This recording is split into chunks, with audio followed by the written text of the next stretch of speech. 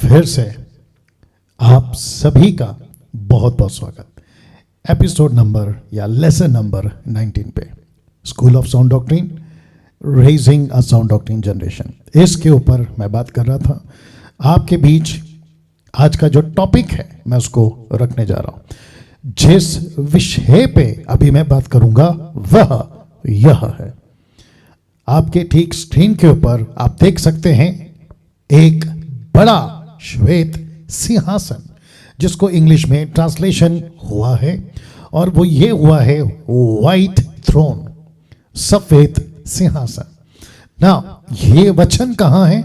प्रकाशित वाक्य उसका 20 का 11, the book of Revelation chapter 20 verse 11 लिखा है, फिर मैंने एक बड़ा श्वेत सिंहासन और उसको जो उस पर बैठा था या बैठा हुआ है देखा। इस लाइन को, इस एक शब्द को पवित्र आत्मा ने अगुवाई की, प्रेरित की, लीड किया कि आपके बीच में मैं बात कर सकूं। जी हां, पास्टर डैनियल इसको किस एंगल से आप रखना चाहते हैं? मैं चाहता हूं कि सबसे पहले मैं उस कॉन्सेप्ट में आकर आपको ये बातें बताऊं। रिक्वेस्ट है सभी जितने 490 लोग अभी जुड़ चुके हैं उन सभी को रिक्वेस्ट है बहुत ध्यान से आज के कॉन्सेप्ट को समझिएगा कि मैं क्या कहने की कोशिश कर रहा हूं, ठीक है ना? एक बड़ा श्वेत सिंहासन। जब ये थॉट या विचार या स्क्रिप्चर मेरे सामने पवित्र आत्मा ने लाया, पवित्र आत्मा ने एक शब्द पे अगुवाई की या बात करी और वो ये है कि इस प्लैनेट का अविश्वासी या विश्वासी, अमीर या गरीब, किसी भी तबके का व्यक्ति, बशर्ते इंसान एक दिन इस पृथ्वी पर अपनी जिंदगी को खत्म करने के बाद, वक्त से पहले या वक्त के बाद, उसकी जिंदगी का एक ऐसा मोड़ आकर वो रुकेगा और वो इस सिंहासन का एक दिन सामना करेगा। वाह, मुझे लगा आप लोग ताली बजाएंगे, रिस्पांस देंगे, हाथ उठाएंगे, कुछ ना कुछ करेंगे। कोई बात नहीं,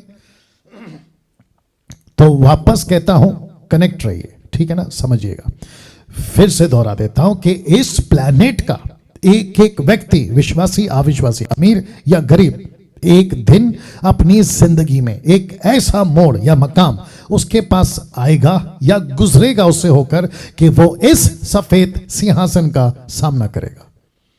और जिसके चलते लिखा है किसका सामना करेगा, तो इसको मैंने इंग्लिश में रखा है रॉथ ऑफ गॉड और ग्रेस ऑफ गॉड। मैं इसको हिंदी में भी रखूंगा। वापस आते हैं कि इस बड़े सिंहासन का सामना इस प्लैनेट का आदमी, कोई भी हो, विश्वासी अविश्वासी, वो एक दिन जरूर सामना करेगा। लेकिन प्रश्न है कि जब वो इस सिंहासन के सामने खड़ा होगा तो वो किसका सामना करेगा? रॉथ ऑफ गॉड और ग्रेस ऑफ गॉड, परमेश्वर के गुस्से का सामना या परमेश्वर के अनुग्रह का सामना। और मैं समझता हूं कि इस युग में, इस प्लैनेट पर आज से 2021 साल पहले यीशु ने एक ऐसी शब्द लेकर आई, उसको कहते हैं ग्रेस, उसको कहते हैं अनुग्रह। रजनीश जी, उम्मीद करता हूं कि आप सुन रही हैं। ओके, जस्ट सुनिए, मत लिखिए क्योंकि मैं तो पीडीएफ भेजता हूं। फोकस करिए, ठीक है ना? वापस आते हैं। इस पृथ्वी पर एक ऐसा शब्द मुझको और आपको दिया गया और उसको कहते हैं ग्रेस, अनुग्रह। और उस अनुग्रह को दिया गया एक ही संदर्भ में कि हम परमेश्वर के गुस्से से बच सके। रमन साहब सुन रहे हैं आप? परमेश्वर के गुस्से से बच सके, बस, दूसरा कोई नहीं। पास्टर डैनियल, परमेश्वर का गुस्सा क्यों था? क्योंकि इस प्लैनेट पे जितने भी मानव तब, अब और आगे भी, जब तक यीशु का आगमन नहीं होता तब तक परमेश्वर का एक ही गुस्सा, मनुष्य बिगड़ चुका है, बिगड़ चुका है, बिगड़ चुका है, बिगड़ चुका है। और किस में बिगड़ चुका है? पाप में। और जिसके चलते ऊपर बैठा परमेश्वर कहता है कि मैं मनुष्य को बनाकर पछताता हूं। उत्पत्ति का 6वां अध्याय का 4 हो या फिर आपका रोमियो किताब उसका 1 अध्याय वचन 16, 17, 18, 19, 20 आगे। परमेश्वर उकता गया था, लेकिन बीच में यीशु ने एक ऐसा शब्द लेकर आया और उसको कहते हैं ग्रेस, ग्रेस, ग्रेस। आमीन। अभी तक आपके जो जहन में मैं बात डाल पा रहा हूं और वो एक शब्द है अनुग्रह। मैं आज आपके सामने बैठा हूं, ये उसका अनुग्रह है। आप मेरे सामने बैठे हैं, ये उसका अनुग्रह है। हमने आज का दिन देखा, ये उसका अनुग्रह है। हमारी आंख बंद करी थी रात में अपनी मर्जी से, लेकिन आज सुबह आंख खुली खुदा की मर्जी से, ये उसका अनुग्रह है। आप और मैं जिंदा हैं, ये उसका अनुग्रह है। आपके घर में 4 वक्त की रोटी है, ये उसका अनुग्रह है। आपके बच्चे स्कूल गए थे या फिर आपके पति बाहर गए थे, पत्नी माता पिता घर पर सुरक्षित पहुंच गए, ये उसका अनुग्रह है। कम ऑन, ये उसका अनुग्रह है। और उसी अनुग्रह के दायरे में परमेश्वर तब से लेकर अब तक हमसे यही बात कर रहा है कि सिर्फ और सिर्फ उसकी दया पे वो हमको देख रहा है। ऐसा कोई काम हमने नहीं किया कि उसको खुश कर जाए, ऐसी कोई चीज हमने नहीं करी कि उसको खुश कर जाए, ऐसा कोई गीत बनाकर नहीं गाया गया तब भी, अब भी और आगे भी कि उसको खुश कर दिया जाए। लेकिन ये उसका अनुग्रह है जो हमको बचा गया, ये उसका अनुग्रह है जो हमको बचा गया। तो जब कभी भी कोई भी इंसान किसी भी धर्म का, हिंदू, मुस्लिम, बौद्ध, बुद्धिस्ट, आदिवासी, पारसी, जैन, किसी भी धर्म का आदमी जब इस प्लैनेट को छोड़ देगा, अपने शरीर को छोड़ देगा और यहां से वो खत्म हो जाएगा वक्त के पहले या वक्त के अनुसार, वो इस सफेद सिंहासन का सामना करेगा। क्या कभी सोचा था कि ये सफेद सिंहासन आपकी जिंदगी से कितना जुड़ा हुआ है? क्या कभी सोचा था यूट्यूब वालों आपने कि यह सफेद सिंहासन आपकी जिंदगी से कितना कनेक्टेड है? आपने कभी सोचा था कि एक दिन अमीर या गरीब, औरत या आदमी या थर्ड जेंडर जब कभी भी इस दुनिया को छोड़ेगा वो ये सफेद सिंहासन का सामना करेगा, वो ये सफेद सिंहासन का सामना करेगा? Can you believe this? जब भी, कम ऑन, थोड़ा सा वक्त और लूंगा, जब भी आप इसके सामने खड़े होंगे, मैं खुद डैनियल राज, आप जितने पास्टर्स, बिशप, अपोस्टल, रेवरेंड, आप जो भी हैं, आप इस सफेद सिंहासन के सामने खड़े रहोगे और उस वक्त किसका सामना करोगे? रॉथ ऑफ गॉड और ग्रेस ऑफ गॉड, इसमें से किसी एक का सामना आप करोगे। और अभी से बता दूं कि जिसका भी सामना करोगे वो चाहे परमेश्वर का रौथ यानी क्रोध हो या परमेश्वर का ग्रेस यानी अनुग्रह हो, उसके सामने जब भी आप गुजरोगे और उसका सामना करोगे, इन दोनों में से किसी एक के अधीन आप अपना अनंत काल का जीवन बिताओगे। वाह वाह, can you believe this? Thank you Rajneesh ji, thank you. आप मेरी बात को समझे, किसी एक के अधीन आप अपना अनंत काल का जीवन बिताओगे, या तो रॉथ ऑफ गॉड के या तो ग्रेस ऑफ गॉड के। इस सोच को आज आपके दिमाग में, आपके जहन में, आपकी रूह में मैं डालना चाहता हूं, क्योंकि पवित्र आत्मा ने कुछ 4 दिन से ये मेरे अंदर डाला है। और मैं वापस कह दूं कि इस प्लेनेट पे आप राजा हैं या रंक हैं, आप अमीर हैं या गरीब हैं, लेकिन जब इस सिंहासन के सामने खड़े रहोगे ना, हम सब के सब एक ही दर्जे के होंगे, एक ही दर्जे के, ना कोई छोटा ना कोई बड़ा। कम ऑन, यस और नो, एक ही दर्जे के होंगे, ना कोई काला ना कोई गोरा, ना कोई नाटा कोई ना लंबा, ऐसा कोई वर्ग नहीं होगा, ऐसी कोई कैटेगरी वहां नहीं होगा। मंत्री हो देश का या मंत्री हो विदेश का, राष्ट्रपति हो या नेता, कोई भी हो, अभिनेता, वो इस सफेद सिंहासन के सामने एक हाथ बांधकर ऐसे चुपचाप खड़ा रहेगा। या तो वो सामना करेगा खुदा के क्रोध का, या तो वो सामना करेगा खुदा के ग्रेस का। वाह। नाउ मैं चाहता हूं कि इसको पढ़ें। लिखा है, आप अपना अनंत काल का जीवन किसके अधीन बिताना चाहोगे? अनुग्रह के क्वेश्चन मार्क या क्रोध के? किसके? आप किसके अधीन अपना अनंत काल का जीवन बिताना चाहोगे? मैं अभी पूछ रहा हूं आपको, आप सभी को पूछ रहा हूं कि किसके अधीन आप अपना अनंत काल का जीवन बिताना चाहोगे, परमेश्वर के क्रोध के या अनुग्रह के? किसके अधीन? रॉथ ऑफ गॉड और ग्रेस ऑफ गॉड। आज का एसएसडी का आखिरी सेशन, लेसन नंबर 19 में इस बात को रखते हुए और इसी लेसन से जब तक यीशु नहीं आता, जब तक YouTube का जमाना चलता रहेगा, आगे की पीढ़ी 2 साल 10 साल पता नहीं कितने सालों तक यह मैसेज, डैनियल राज का एसएसडी में आखिरी मैसेज क्या था? यही था कि अपना अनंत काल का जीवन किसके अधीन बिताना चाहोगे? अंडर होम किसके? अनुग्रह के या क्रोध के? ये सोच आपको आपके अंदर डाल रहा हूं। इसी के साथ मैं चाहता हूं कि आप इसको पढ़ें। सारा कुछ निर्भर है इस एक वचन पर। कौन सा वचन है? मैं उसको रखने जा रहा हूं, क्योंकि बातें परमेश्वर के वचन के अनुसार ही होना चाहिए। लिंक भेजना रेडी कर देना। बातें वचन के अनुसार होना बहुत जरूरी है। तो सारा कुछ निर्भर है इस एक वचन पर कि आप अपना अनंत काल का जीवन किसके अधीन बिताओगे, अनुग्रह के या क्रोध के? तो कौन सा वचन है पास्टर डैनियल? वो वचन है ये वाला, वो वचन है ये वाला, मत्ती 7:21, मैथ्यू 7:21। मेरी छोटी सी रिक्वेस्ट है, सिर्फ पहली बार काफी दिनों बाद आज मैं बोल रहा हूं, जितने जूम पर हैं, open your Bible right now. अपनी बाइबल खोलिए अभी अभी अभी अभी। और जितने यूट्यूब पर हैं, अगर आपके पास आपकी बाइबल है, ओपन करिए। और मैं चाहता हूं कि मेरे साथ एट द काउंट ऑफ 3 आप लोग इसको पढ़ेंगे और मैं आपके बीच में इन बातों को ला रहा हूं। जी हां। Thank you father, thank you Lord, thank you daddy, thank you master. Okay, time change कर सकती है उसका? हाँ, बट यहां से आ रहा था मैसेज है। ओके ठीक है, चलिए अगर आप लोग तैयार हैं, द काउंट ऑफ 3 लिखा है मत्ती 7:21, जो मुझसे हे प्रभु कहता है। एट द काउंट ऑफ 3 में पढ़ने जा रहा हूं। 1 2 3 गो स्टार्ट।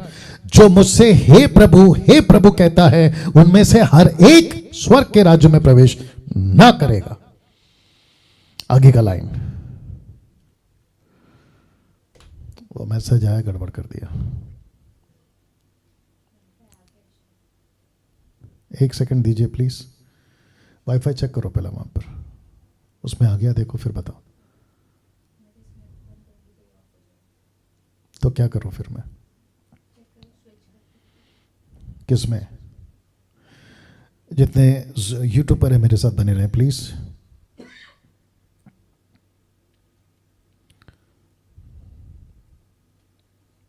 आ गया,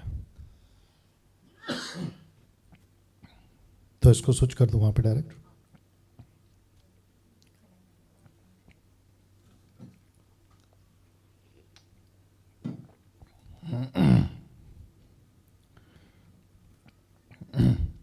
थैंक यू लॉर्ड।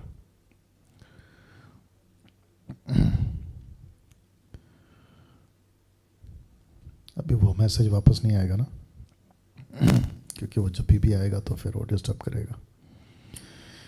एक सेकंड और दीजिए, क्योंकि आप जानते हैं कि हम सब कुछ निर्भर हैं टेक्नोलॉजी पे।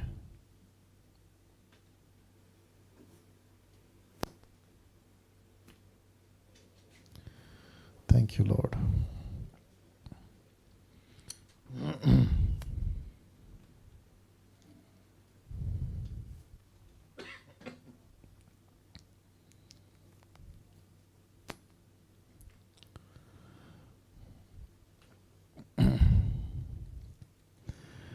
या थैंक यू लॉर्ड। हाँ, मैं वापस आ रहा हूं इसी पर, और मैं उम्मीद करता हूं कि सबको सुनाई दे रहा हूं मैं। सब कुछ ठीक है? Wonderful. At the count of 3 इस वचन को हम फिर से पढ़ेंगे, ठीक है ना? 1 2 3 गो। जो मुझसे हे प्रभु कहता है, उनमें से हर एक स्वर्ग के राज्य में प्रवेश ना करेगा। अब आगे की लाइन, परंतु वही जो मेरे स्वर्गीय पिता की इच्छा पर चलता है। इस एक शब्द पे मेरा पूरा मैसेज आज चलने वाला है, आज का एसएसडी चलने वाला है। तो वापस आते हैं, परमेश्वर का गुस्सा, परमेश्वर का रौद से आप कैसे बच सकते हैं, किसके अधीन आप अपना जीवन बिताएंगे, वो निर्भर करता है इस एक शब्द पे जिसको कहते हैं परमेश्वर का इच्छा, द विल ऑफ गॉड। क्योंकि वचन 21 कहता है मुझसे, हे प्रभु कहने वाला हर कोई स्वर्ग के राज्य में प्रवेश नहीं करेगा। अगर कुछ मोटिवेशनल प्रीचर्स अगर यह वचन नहीं लिखा होता तो ऐसा बेड़ा गर्क कर जाते मसीहत का कि तुम शराब पियो स्वर्ग में जाओगे, दारू पियो स्वर्ग में जाओगे, पाप का जीवन जियो स्वर्ग में जाओगे, मूर्ति पूजा करो स्वर्ग में जाओगे, आपको जैसा ठीक लगता है वैसा करो स्वर्ग में जाओगे। लेकिन इस एक वचन ने, कभी सोचा था आपने कि टोटल बाइबल के अंदर ये एक वचन कहता है कि वही इस सफेद, मैं जा रहा हूं पीछे, इस सफेद सिंहासन का सामना कर पाएगा ठीक से और अनंत काल का जीवन बिता पाएगा, अनुग्रह के अधीन, अंडर ग्रेस ऑफ गॉड उसके अधीन बिता पाएगा। तो उसका एक ही वजह है कि उसने पूरी जिंदगी परमेश्वर की इच्छा पर चलने में बिताई। वाह! तो इस एक शब्द पर, इच्छा, विल, इसके ऊपर मैं कुछ वचन आपके बीच में रखूंगा। तो मत्ती 7:21, इस एक शब्द का सामना हर कोई करेगा और वो शब्द है पिता की इच्छा। पिता की इच्छा, विश्वासी हो या अविश्वासी, साधारण मसीह हो या बड़ा सेवक, बड़ा सेवक, इस मिनिस्ट्री का, एमएमबी की बात कर रहा हूं, या फिर किसी भी मिनिस्ट्री का, छोटा सेवक बड़ा सेवक, इस सिंहासन का सामना करेगा। अगर उसने पिता की इच्छा पर अगर नहीं चला तो वो क्रोध का सामना करेगा और अनंत काल वो क्रोध के अधीन अपना जीवन बिताएगा। अगर उसने इस प्लेनेट पर परमेश्वर की इच्छा पूरी की तो वो सफेद सिंहासन के सामने जब खड़ा होगा तो वो अनुग्रह के अधीन अपना अनंत काल का जीवन बिताएगा। कम ऑन, यस और नो, सभी रिस्पॉन्स करें, यस और नो। अब आप सोच के देखिए, जितने भी मेरे को सुन रहे हैं सोच के देखिए, थैंक यू रजनीश जी, सोच के देखिए कि परमेश्वर आज मुझसे और आपसे क्या अपेक्षा करता है।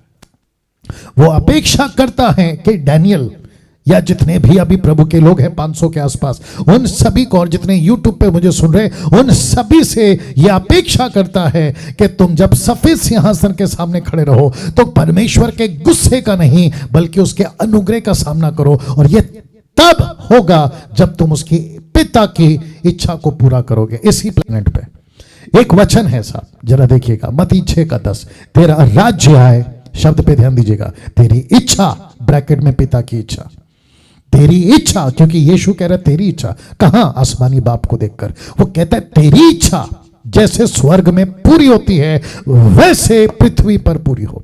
मैं मुंबई से हूं तो पिता की इच्छा कहां पूरी होनी? मुंबई में। आप कलकत्ता से हैं तो कहां पे इच्छा पूरी होनी चाहिए? कलकत्ता में। वेस्ट बंगाल, रांची, झारखंड, लखनऊ, मध्य प्रदेश, आपका क्या कहते हैं गोवा, आपका महाराष्ट्र, आपका कर्नाटका, तमिलनाडु, असम, न जाने कहां का दुनिया का कोना, परमेश्वर की इच्छा आपके क्षेत्र में पूरी हो और उसी वजह से आप बचाए जाएंगे। इफिसियों 5:10 देखो क्या कहता है, कहता है इफिशियन 5:10 कहता है परखो, और यह परखो क्या कि प्रभु को क्या भाता है। मैं कुछ सेकंड रख रहा हूं, प्रभु को क्या भाता है। Thank you Lord. प्रभु को क्या भाता है, इस शब्द पे ध्यान देना कि परखो। शब्द क्यों लिखा है परखो? पता है क्यों? क्योंकि आपके कानों में बहुत सारी आवाजें आती है, ये भी अच्छा है, वो भी अच्छा है, लेकिन परमेश्वर का दास पौलुस कहता है परखो कि इसमें से प्रभु को क्या भाता है। प्रभु को क्या भाता है। बहुत सारी लड़कियां लड़के कॉल करते हैं और कहते हैं कि पास्टर डैनियल एक ऐसा जिंदगी में मकाम आता है, जवानों की बात कर रहा हूं, जहां पे उनको अपना जीवन साथी चुनना होता है। मैं किसी को टारगेट नहीं कर रहा, लेकिन एक जनरल बात कर रहा हूं, डोंट टेक इट पर्सनल। एक ऐसा मकाम आता है और वहां पे बहुत आवाजें आती है, दोस्तों की, रिलेटिव्स की, माता की, पिता की, भाई की, बहन की, इसकी, उसकी, पास्टर की, चर्च की।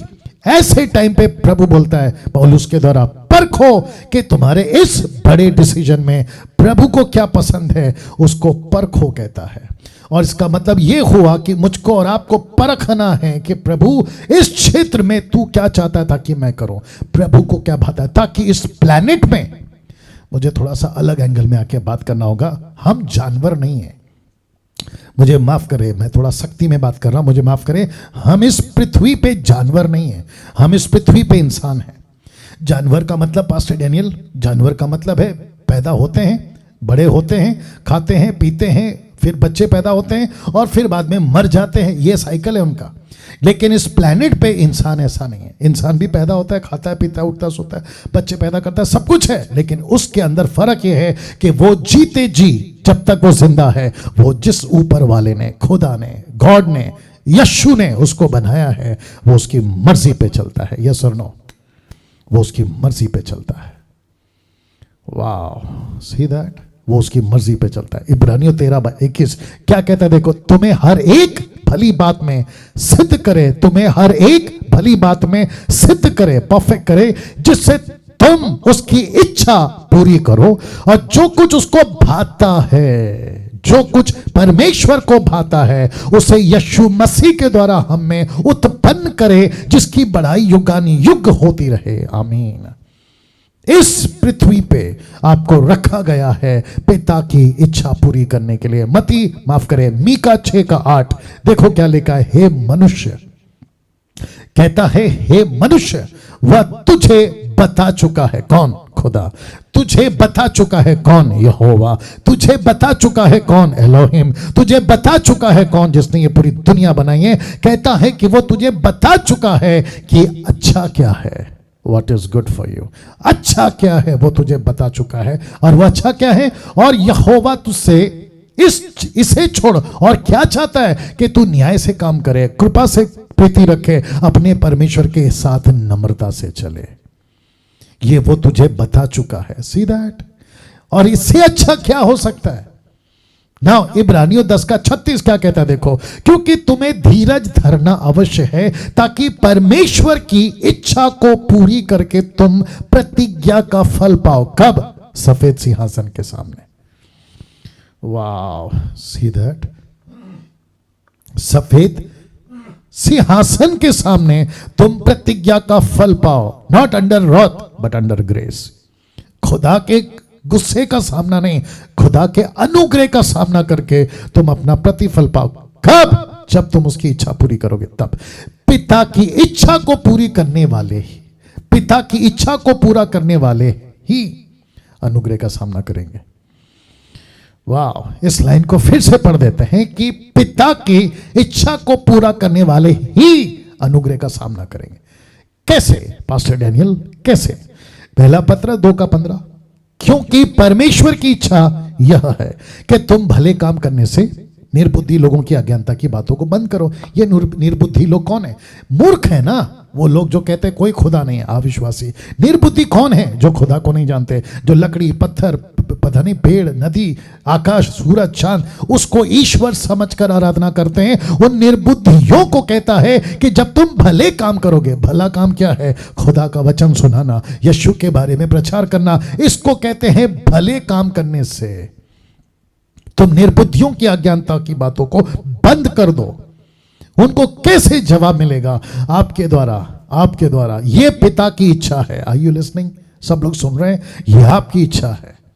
पहला थिस्सलुनीके 5:18 माफ करें, 1 थिस्सलुनीकियन 5:18, हर बात में धन्यवाद करो, क्योंकि तुम्हारे लिए मसीह यीशु में परमेश्वर की इच्छा यही है। नौकरी नहीं है, धन्यवाद दो। पैसा का प्रॉब्लम है, धन्यवाद दो। घर में दिक्कत है, धन्यवाद दो। लाइफ में कुछ ठीक नहीं चल रहा है, धन्यवाद दो। ये किसकी इच्छा है? खुदा की। और जब तुम ऐसा जीवन इस प्लेनेट पे जीते हो, मुझे पता है अभी जूम पर काफी लोग हैं जिनको बहुत सारी तकलीफें हैं, लेकिन क्या करें? बहुत सारी तकलीफें हैं, लेकिन क्या करें? वचन कहता है धन्यवाद करो। ये पिता की इच्छा है। क्यों? एक दिन तुम सफेद सिंहासन के सामने जब खड़े रहोगे तो तुमको खुदा का गुस्सा का सामना नहीं करना पड़ेगा, बल्कि अनुग्रह का सामना करना पड़ेगा। क्यों? क्योंकि तुमने पृथ्वी पे परमेश्वर की इच्छा पूरी की, और वो क्या है? धन्यवाद का जीवन बिताया। पहला थिस्सलुनीके 4:13, फर्स्ट थिस्सलुनीकियन 4:3 क्या कहता है? क्योंकि परमेश्वर की इच्छा यह है क्या? कि तुम पवित्र बनो। सी, इस प्लैनेट पे परमेश्वर की इच्छा यह है कि तुम पवित्र बनो। ये उत्पत्ति के 6वें अध्याय में नहीं बोला गया, क्योंकि वहां पर एक भी व्यक्ति ठीक नहीं था, सारे के सारे बिगड़ गए। लेकिन अब परमेश्वर यीशु मसीह के लहू के वसीले से आपको और मुझको, कलीसिया को कहता है कि तुम पवित्र बनो। अर्थात क्या? व्यभिचार से बचे रहो, व्यभिचार से बचे रहो। इस एक शब्द को कि तुम पवित्र बनो, उसका बाकी कोई निचोड़ नहीं दिया है, और एक ही निचोड़ दिया है, और वह है व्यभिचार से बचे रहो। दूसरा पत्र 3:9, अब प्रभु अपनी प्रतिज्ञा के विषय में देर नहीं करता, जैसी देर कितने लोग समझते हैं, पर तुम्हारे विषय में धीरज धरता है। क्यों? नहीं चाहता कि कोई नाश हो, नहीं चाहता, ये पिता की इच्छा है, नहीं चाहता कि कोई नाश हो, वरन यह कि सबको मन फिराव का अवसर मिले। Can you believe this? ये पिता की इच्छा है। अगर आप इसको पूरा कर रहे हो तो आप सफेद सिंहासन के सामने अनुग्रह का सामना करोगे, ना कि खुदा के गुस्से का। पहला तीमुथी 2:4, वह ये चाहता है, ये देखिए वापस आ गया, वो ये चाहता है कि सब मनुष्यों का उद्धार हो और वे सत्य को भली भांति पहचान ले। ये खुदा की मर्जी है, वो ये चाहता है। ये इसका मतलब क्या है? वह चाहता है कि हम अपना अनंत काल का जीवन अनुग्रह के अधीन बिताएं। ये कब होगा? ये तब होगा, वापस पीछे जा रहा हूं, ये तब होगा, ये तब होगा अजीजों। कैसे? ये तब होगा, पहला पत्र 2:15 पूरा करोगे, ये तब होगा पहला थिस्सलुनीके 5:18 पूरा करोगे, ये तब होगा पहला थिस्सलुनीके 4:13 पूरा करोगे, ये तब होगा दूसरा पत्र 3:9 पूरा करोगे, ये तब होगा जब पहला तीमुथी 2:4 पूरा करोगे। इसलिए वो कहता है, वो चाहता है, मैं इसकी PDF आपको भेज दूंगा, चिंता मत करिए। वो चाहता है कि हम अपना आनंद काल का जीवन अनुग्रह के अधीन बिताएं। अब जैसे ही आप पहुंचोगे, इस सफेद सिंहासन के सामने खड़े रहोगे, फिर कहता हूं कोई भी हो, प्रकाशित वाक्य 20:11, यानी कि ये वचन, फिर मैंने एक बड़ा श्वेत सिंहासन, उसको जो उस पर बैठा था देखा। जानते हो अगला वचन क्या कहता है? यानी कि 12 कहता है, फिर मैंने छोटे बड़े सब मरे हुओं को सिंहासन के सामने खड़े हुए देखा। पुस्तकें, प्लूरल बहुवचन, पुस्तकें खोली गई। फिर एक और पुस्तक, सिंगुलर एक वचन, पुस्तक खोली गई, अर्थात जीवन की पुस्तक। और जैसा उन पुस्तकों में लिखा हुआ था, उनके कामों के अनुसार मरे हुओं का न्याय किया गया। किसके अनुसार? कमान सब लोग बोलिए, कामों के अनुसार। कमान मुंह से बोलिए, कामों के अनुसार। Thank you, thank you. Pastor Daniel, आपने कामों को अंडरलाइन किया है। क्यों? आपको शायद नहीं पता कि प्रकाशित वाक्य 2:5 में क्या लिखा है? सो छेद कर कि तू कहां से गिरा, मन फिरा पहले के समान काम कर। तो सारा खेल किस पर है रमन साहब? सारा खेल है काम पर। सारा खेल किस पर है अशोक डीके? काम पर। रजनीश जी काम पर। सी, तो यहां पे क्या कहता है? सब पुस्तकें खोली गई। कौन कौन सी? लाखों, मिलियंस, बिलियंस, ट्रिलियंस में मनुष्य आदम से लेकर अब तक, उन सब की पुस्तकें खोली गई। लेकिन एक और पुस्तक खोली गई और लिखा है उनके कामों के अनुसार। किसके किसके कामों के अनुसार? विश्वासी, अविश्वासी, अमीर या गरीब, किसी भी धर्म का, किसी भी धर्म का। कैसा लग रहा है अभी तक? रिस्पॉन्स कर दीजिए, थैंक यू। किसी भी वर्ग का आदमी एक दिन सफेद सिंहासन के सामने खड़ा होकर अपने अपने पुस्तकें जब खुलता हुआ देखेगा, तो खुदा उसको एक ही चीज पूछेगा, काम कैसे किया, काम कैसे किया, काम कैसे किया। Can you believe this? कैसे काम किया? तो लिखा है कि उसके कामों के अनुसार उसका न्याय किया जाएगा। क्योंकि यहां पर कहता है कि तेरा काम को चेक कर, पहले के समान काम कर। यदि तू मन ना फिराएगा तो मैं तेरे पास आकर तेरे दिवट को स्थान से हटा दूंगा। वाह। दूसरा तीमुथी 2:16 से 18, पर अशुद्ध बकवास से बचा रहे। कौन से काम मैं बताने जा रहा हूं? पर अशुद्ध बकवास से बचा रहे, क्योंकि ऐसे लोग और भी अभक्ति में बढ़ते जाएंगे। और वचन 17, उनका वचन सड़े घाव की नाई फैलता जाएगा। ये जो ये कह कर कि पुनरुत्थान हो चुका है, सत्य से भटक गए हैं और कितनों को विश्वास को उलट पुलट कर देते हैं। इसका मतलब क्या पता है? मैं रखने जा रहा हूं। आज मसीह लोग, जरा देख लीजिएगा, आज मसीह लोग दो तरह से मसीह का काम कर रहे हैं। एक अपनी इच्छा से, दूसरा पिता की इच्छा से। रिपीट करता हूं, एक अपनी इच्छा से, दूसरा पिता की इच्छा से। जो अपनी इच्छा से काम कर रहा है वो कैसे फैल रहा है पता? सड़े घाव की तरह, सड़े घाव की तरह। पास्टर डैनियल, फेसबुक पे मैंने देखा, मुझे किसी ने बोला, फेसबुक पे मैंने देखा कि एक लेडीज है, पंजाब की, नाम नहीं लूंगा, दुष्ट आत्माओं से और शैतान से बात करती है। आप लोगों को इशारा मिल गया होगा। दुष्ट आत्माओं से और शैतान से बात करती है और शैतान को पूछती है कि तू क्या बोलती है, तू क्या कहती है, कौन सा सत्य को प्रकट करती है, कौन सा भेद को प्रकट करती है। क्या नॉनसेंस है। और लिखा है कि ऐसे लोगों की मिनिस्ट्री फेसबुक पे, यूट्यूब पे, संसार के अंदर, मसीह जगत में सड़े घाव की तरह फैलती जाएगी। और जिसके चलते मैंने लिखा है कि आज मसीह लोग दो तरह से मसीह का काम कर रहे हैं, एक अपनी इच्छा से और दूसरा पिता की इच्छा से। और मुझे खुशी है कि एमएमबी, फोटो देख लीजिएगा, मुझे खुशी है कि एमएमबी खरी शिक्षाओं पर, साउंड डॉक्ट्रिन पर काम कर रहा है। और जिसके चलते हम सड़े घाव की तरह नहीं फैलेंगे, हम अपनी मर्जी से काम नहीं करेंगे बल्कि खुदा की मर्जी से काम करेंगे। और वो कौन कौन से काम हैं जो हम अपनी मर्जी से नहीं बल्कि खुदा की मर्जी से काम करें। मैं चाहता हूं कि फोकस करिए। यहां पे लिखा है कि हम अन्य भाषा, ब्रैकेट में जिब्रिश, पर विश्वास नहीं करते। हम अपनी मर्जी से नहीं, पिता की मर्जी से खरी शिक्षा में चलते। दूसरा, हम यहूदीवाद पर विश्वास नहीं करते।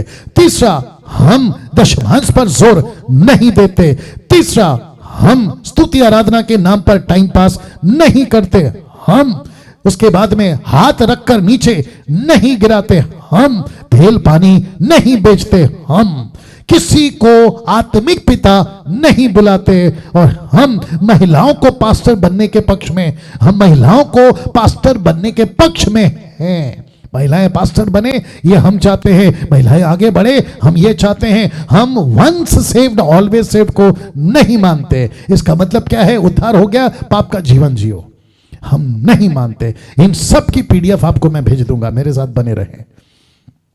इसको ठीक से बाद में रिवाइंड करके देख लेना। आपको 5 बातें पिता की इच्छा पूरी करने से रोक सकती हैं। बस मैं इतना बताकर समाप्ति पे जाऊंगा, क्योंकि इसके बाद ठीक इंटरनेशनल ग्रुप और पाकिस्तान ग्रुप और ऑनलाइन प्रीचर्स के ग्रुप के लोगों से बातें करनी है। आपके व्हाट्सएप पे आपको अभी इसके बाद का जो जूम लिंक है वो आ गया होगा, देख लीजिएगा प्लीज। 5 बातें आपको पिता की इच्छा पूरा करने से रोक सकती है। नंबर 1 पाप, नंबर 2 लालच, नंबर 3 आलस, नंबर 4 डर और नंबर 5 अज्ञानता, इग्नोरेंस। ये 5 बातें आपको प्रभु के काम, इच्छा को पूरा करने से रोक सकती हैं। Thank you Lord. कैसा लगा? या ये आखिरी एसएसडी का लेसन है और मैं चाहता हूं कि इस वीडियो को खूब शेयर करें, खूब वायरल करें, दूसरों तक पहुंचाएं। एक प्रार्थना के साथ मैं इसको खत्म करने जा रहा हूं। अनुग्रहकारी पिता, धन्यवाद। जितने यूट्यूब पे देख रहे हैं उनके लिए भी धन्यवाद प्रभु। इस लेसन नंबर 19 से कई लोगों तक ये बातें पहुंचे और वो सत्य को जाने। मेरी प्रार्थना है प्रभु, राजाओं के राजा, प्रभुओं के प्रभु, कि जब भी इंसान इस पृथ्वी पे जीते वक्त में उसके दिमाग में यह बात जरूर हो कि वो एक ना एक दिन सफेद सिंहासन का सामना करेगा और उसके जहन में यह बात हो कि वो कहां बिताएगा, परमेश्वर के क्रोध के अधीन अनंत काल का जीवन या परमेश्वर के अनुग्रह के अधीन अनंत काल का जीवन। इन बातों से आप उनको तैयार करें। आदर, महिमा, सम्मान सब कुछ आपको देते हुए ये प्रार्थना यीशु के नाम से मांगते हैं, सुने और दया से कबूल करें। आमीन, आमीन। आप ताली बजाकर परमेश्वर को धन्यवाद दे सकते हैं।